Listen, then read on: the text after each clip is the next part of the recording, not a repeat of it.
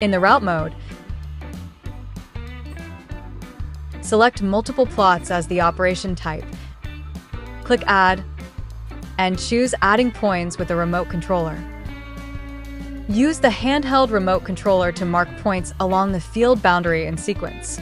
Point marking is also required on both sides of the windbreak or ditches. After point marking is completed, click on a blank region to exit continuous point marking. Manually select 2 boundary points to connect them into a boundary line, forming a closed block. Double-click to delete unnecessary boundary lines. Click Save and complete the planning.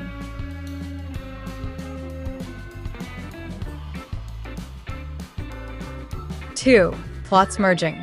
If multiple small plots are adjacent and within 20 meters, with consistent crop planting, you can use the plots merging function to improve operational efficiency. Ensure multitask operation is on. Select the blocks to be merged. Click Merge.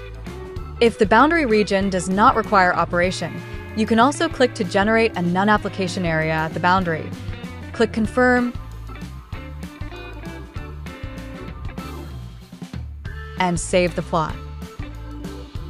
If there are unplanned obstacles between blocks, it is recommended to supplement the planning of obstacles.